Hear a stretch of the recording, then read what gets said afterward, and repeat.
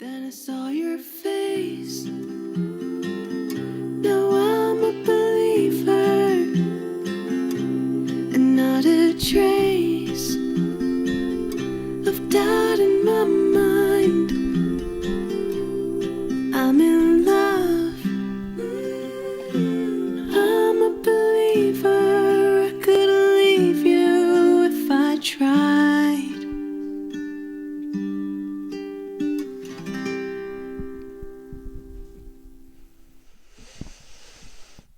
If you're above the age of 50, you would know who wrote that, that song.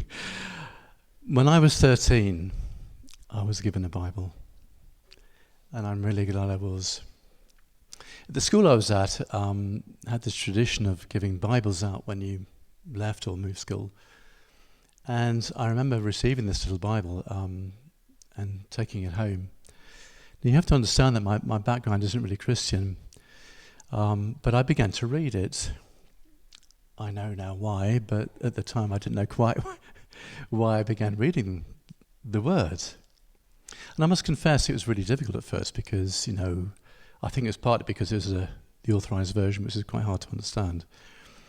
But not knowing any kind of convoluted kind of words from Scripture, I found it quite hard to understand. But I did begin to discover a God. And I began to form, through the teaching of Jesus, really, because it was the New Testament, really, with the Psalms added on at the end.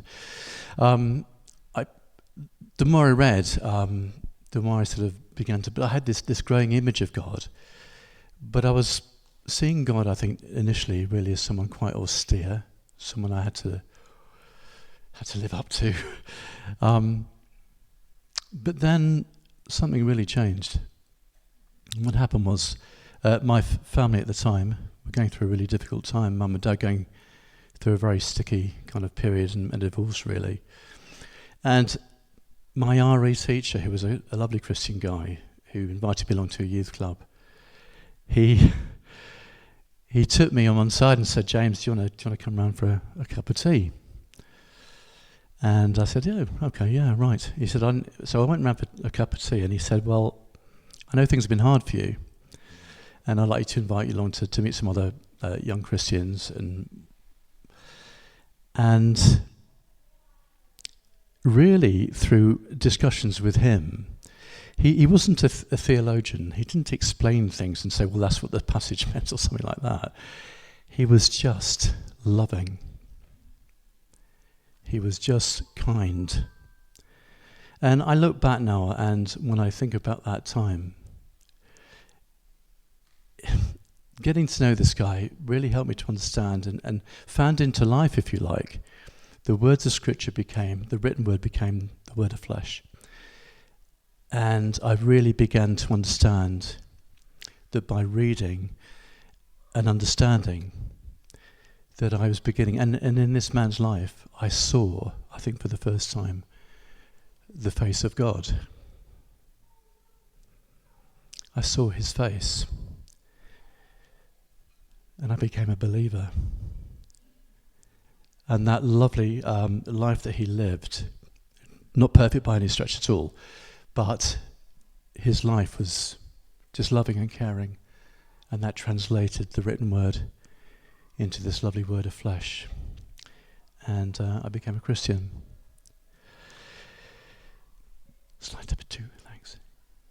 So today, in that context, we're looking at, you'll see the relevance of that hopefully in a minute. We're looking at John, the last part of our series on John for the time being. We're finishing off the closing verses of John chapter 12, and verses 37 to 50. And we're just going to be looking at that passage in a bit more depth from certain different sort of angles, really. Thank you. So, just a few reminders and a bit of background before I get into the meat of it, really, is that, as you can see from the screen, and as we've gone along this course, the kind of overview of John. I mean, John wrote his gospel, and it was quite different than the so-called synoptic gospels, Matthew, Mark, and Luke. And it talked very much about his divinity and about his purpose, really, why he actually came. And I'll draw your attention to the words at the bottom of the screen, because I've shared this before, but I think it's worth repeating, because in John chapter 20, verse 31, John states really quite clearly why he wrote the gospel. And in the purpose of the gospel is, these things I have written, that you might believe. And it just doesn't end there. What does that belief lead to? That you might believe that Jesus is the Christ, the Son of God, and this is the important bit, by believing, you may have life in his name. I must say, John wrote his gospel in the context of a lot of rumours flying around, probably the end of the first century, and there's a lot of kind of discussion about who Jesus was. A lot of what they call Arianism, people discussing when he wasn't really divine and all this sort of stuff. But John wanted to get across the message that, by meeting Jesus, you're actually meeting God himself. John repeated that a lot in his writing. So, next slide, please, just briefly. And of course, what we've seen before in John chapter 12 are four main events. Jesus is anointed at Bethany, the entry into Jerusalem, and the death predictions. Time has come. The passion is about to be upon him. And what I'm going to talk about today are actually the final words of Jesus' ministry in public. And really the passage, in essence today, talks about the context of belief and unbelief. He got to this point after his public ministry. And still, as we'll see in Scripture in a minute, many people still didn't believe. And it kind of raises questions why they didn't believe. And, after the end of chapter 12, chapters 13 to 21 are all about the passion. Really about the private work with his disciples and the apostles, then the crucifixion, of course, and then the resurrection. And that's where we find ourselves this morning. So here's the word, if you've got your Bible with you. Here's John chapter 12. And I read. Even after Jesus had performed so many signs in their presence, they still would not believe in him. This was to fulfill the word of Isaiah the prophet, "Lord, who has believed our message? And to whom has the arm of the Lord been revealed?"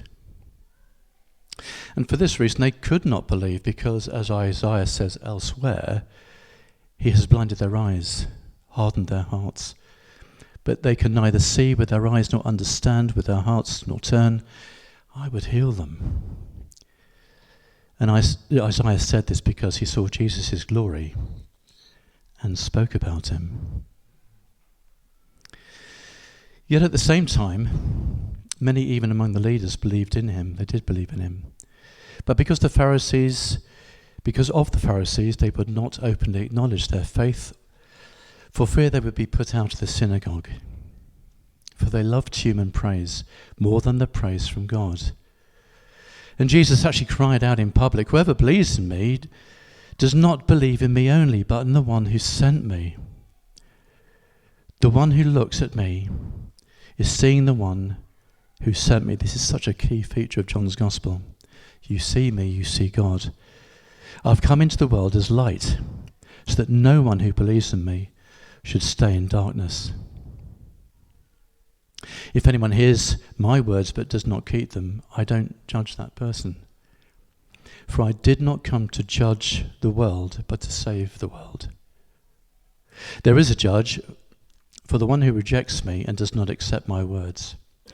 The very words I have spoken will condemn them on the last day. For I did not speak on my own, but the Father who sent me commanded me to say all that I've spoken. And I know that his command leads to eternal life. So whatever I say is just what the Father has told me to say.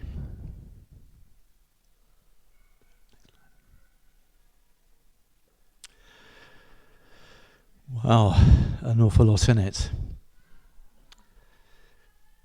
What we're going to do this morning briefly, hopefully, in the heat, is to look at three areas to reflect upon from the passage. The first one is the very nature of belief. Why is belief so important? We talk about the Christian faith, the Christian belief. But what actually, and I'll raise that question a bit more fully in a minute, about what do we actually believe? We're going to talk a little bit about prophecy and the words of Isaiah, which are quite difficult. Quite a difficult quote from Isaiah. And the implications for us in the here and now and key points for action. The word believe or belief is actually mentioned in John's Gospel 29 times. And that's more than the synoptic Gospels combined. They all had their purpose and their audiences, the other Gospels, but John, going back to John chapter 20, was all to do with believing in who he was.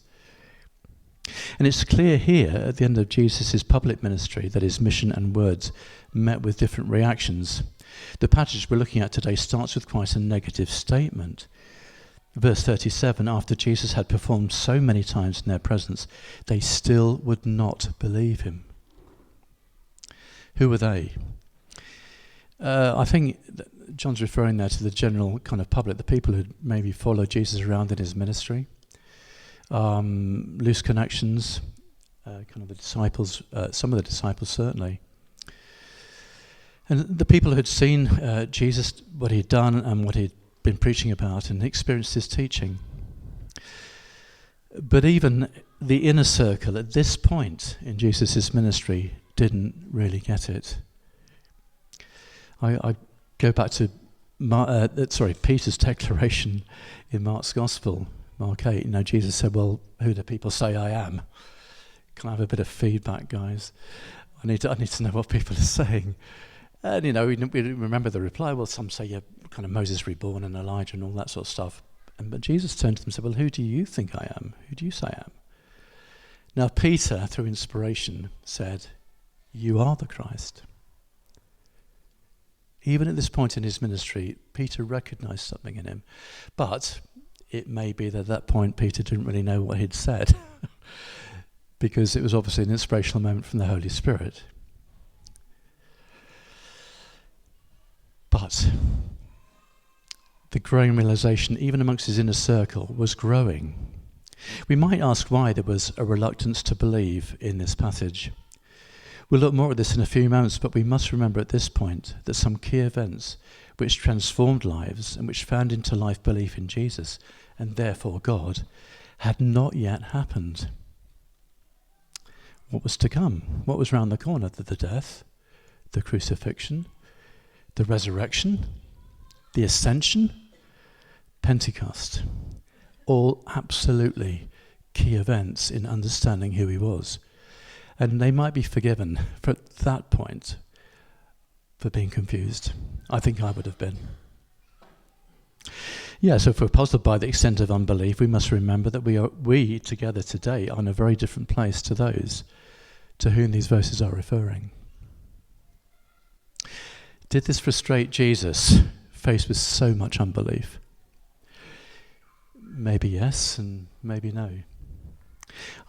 Throughout my career as a teacher, when the kids didn't understand or believe, it could be very frustrating. But you could not make them, you could not force that understanding upon them. They had to respond. And I think Jesus had become used to it. But there is a very important principle here that Jesus demonstrates, and that is, and he makes clear from the passage, for I did not speak on my own, but the Father who sent me commanded me to say all that I've spoken. I know that his command leads to eternal life, so whatever I say is just what the Father has told me to say. Jesus came to speak the words of his Father. He did not deviate. What he heard from the Father, he spoke.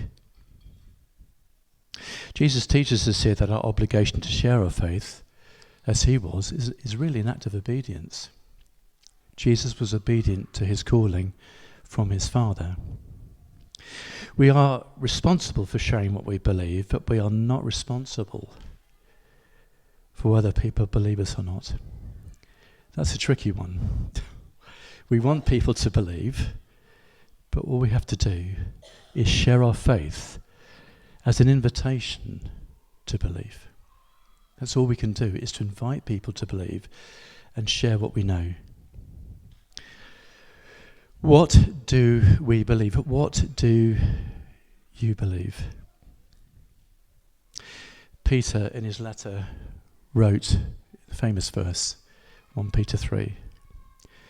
He encouraged his hearers to always be ready to give an account of the hope and the belief and the confidence that we have, that you have. Always be ready. In a nutshell, what do you believe? What are the essentials of the Christian faith? I want to go back to a root word in this. In Welsh and in English, the root word for believe is from the Latin word credo. And that just means I believe in Latin.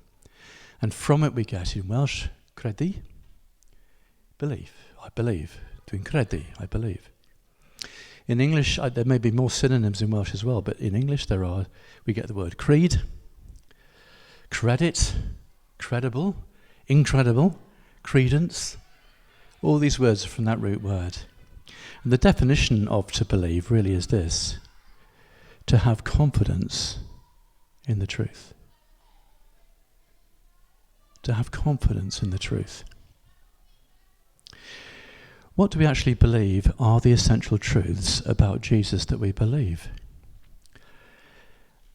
I'm going to leave a minute's silence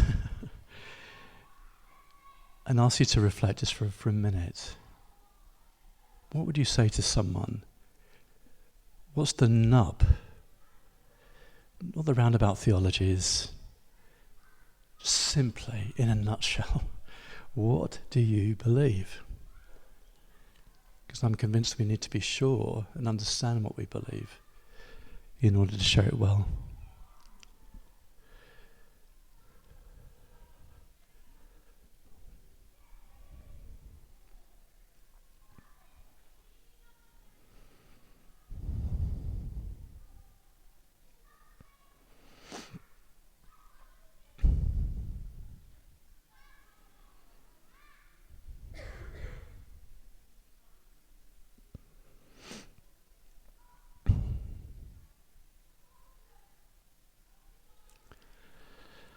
If there was time, I'd ask a few volunteers to share with us. I've done that on retreat before. It's very interesting what people said. Of course, in the context of the church's history, there are official creeds, statements of belief. The most famous are the Nicene Creed, late 4th century, and the Apostles' Creed are the most well known. I became a Christian and went to an Anglican church. We said the Nicene Creed almost every week. We all stood together and we declared what we believed together corporately. And it is important to understand the crux of what we believe. But this does not mean that we must have all the answers. And what about doubt? It's important to understand what and why we believe, but sharing faith is not about giving out all the answers. I, for one, don't have all the answers. So sharing our faith is based on sharing our belief, but to share it honestly, doubts and all. It's about being realistic about the journey. So what about the doubts? Why didn't people believe Jesus, as this passage indicates? There's two words there. Maybe next slide. Sorry. The other two aspects of this, we talked a little bit about belief, but what about disbelief and unbelief? Because they're two different things. Can I just say something briefly about disbelief? Disbelief, as I said, and unbelief are two different ideas. Disbelief is not believing something because it's too good or too bad or to believe in. Basically, based on the fact that we didn't see the event. We didn't see what happened. I won't believe it. It beggars belief, that. It's incredible. I can't believe my eyes. Disbelief is reactive. And the best example of this is in the New Testament, it's probably Thomas. And I feel sorry for Thomas, the doubter. I don't think he should be called that at all, because if I was in his shoes, I'd be exactly the same. We know the story. Resurrection appearance, he wasn't there. He got totally naffed off. I wasn't there. So when his mates told him, "Oh, no, you're making it all up. And, I'm not going to believe unless I can touch the scars and see where the spear went in and all that stuff." And we know what happened. He had a very close encounter face to face with Jesus. And all he could do was go, "My Lord, my God." He had the benefit of seeing. Jesus did say, "Blessed are those, Thomas, who believe without seeing." And everyone in this room today, that's true for. Do you realise we are blessed? Because we believe without physically witnessing. But this chapter really is more about unbelief than it is about disbelief. See, unbelief is a state of being. Unbelief is a condition, an attitude. This passage today speaks of unbelief of the Jews at the time, and the early part of the text today highlights the problem. John quotes from Isaiah. This was to fulfill the word of Isaiah, the prophet. "Lord, who has believed our message? To whom has the arm of the Lord been revealed?" For this reason they could not believe, because, as Isaiah says elsewhere, he has blinded their eyes, hardened their hearts. They can neither see with their eyes nor understand with their hearts, nor turn. Otherwise I would heal them. Who gave me this passage to preach on? Thanks, Rachel. This is a hard saying. It depends. I think if you look at the Hebrew in the subjunctive form of the verb, it's more understandable. Why is John quoting this? You see, the Jews had many prophets provided for them. Their mission was to speak to the people at the time and for the time. As in the case of Isaiah, he was also speaking about the future, and in this case particularly speaking about the coming of the Messiah. At the time, Isaiah was rejected by the people of Judah. He was like a prophet to the kingdom of Israel, gone into two bits, Judah and Israel. He was a prophet to Judah. The message, like many of the prophets, was to keep the people of Israel, or Judah, on track with God. They kept on slipping off the path.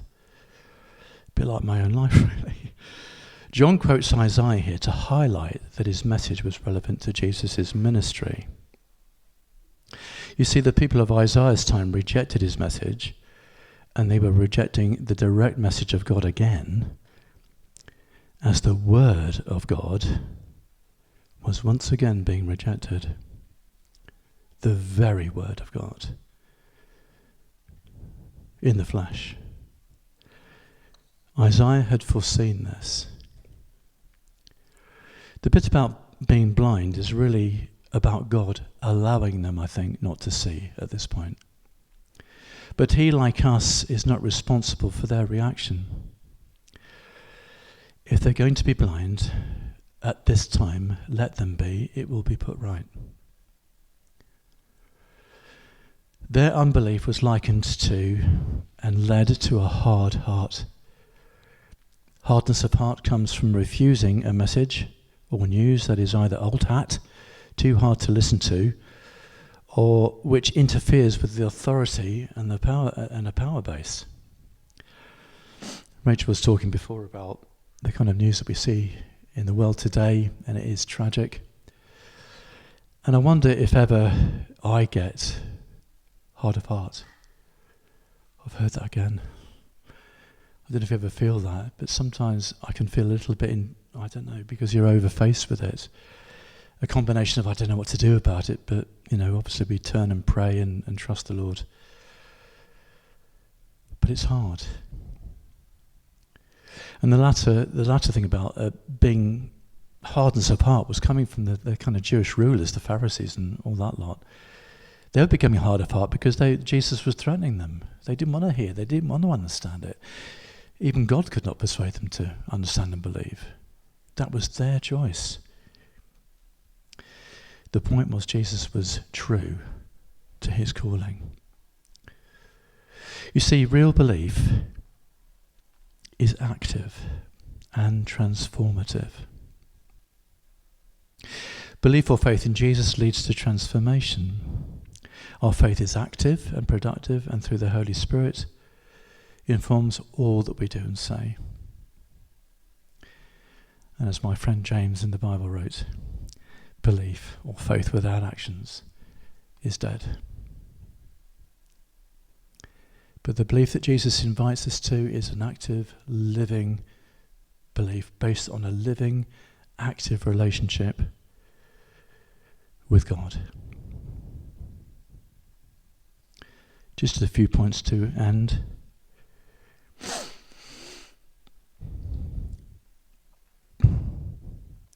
Active belief in Jesus transforms us by the work of the Holy Spirit. An encouragement to myself and to all of us: don't let your hearts get hard ever, or even lukewarm toward God. Read the Word. I'm so glad Rachel talked about that this morning, about the two Gospels. Fantastic. In my own experience, read. The Bible's absolutely key. Read the Word, because in the written Word, we are introduced to the living Word. And the living Word points us to God himself, and we can see his face.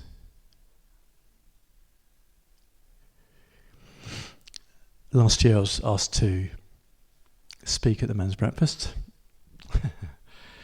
and I remember sharing a little bit about how I became a Christian. But what I said, I felt God urging me to say, well, don't just say how you became one, but why are you still one?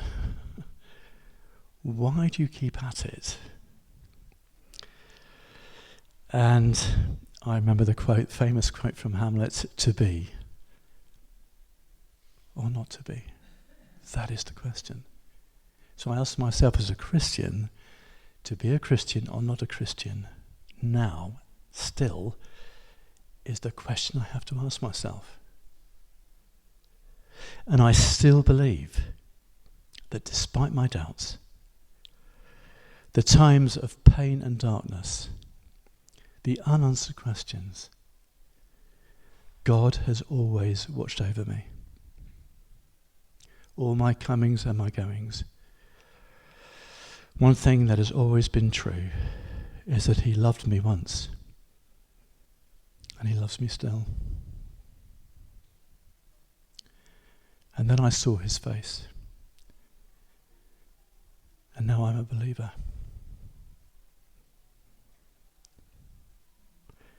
Just end with the first verse of my favourite hymn, written by George Matheson. Testimony for my life, I think, really. Oh, love that will not let me go. I rest my weary soul in thee.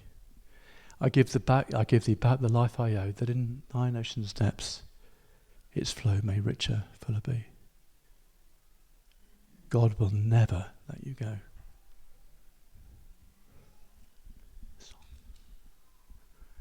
Here's a song. Oh, before that. Sorry, the last slide, Ollie, sorry. Sorry about it. Just very quickly, have a look at that. For reflection and prayer, what are the key features of what I believe about Jesus? Personal. What's my own creed? You can look up, I wouldn't Nicene Apostles' Creed just for interest, really. But what are the living consequences of my belief in Jesus? What are the living consequences? And how do we grow in our belief?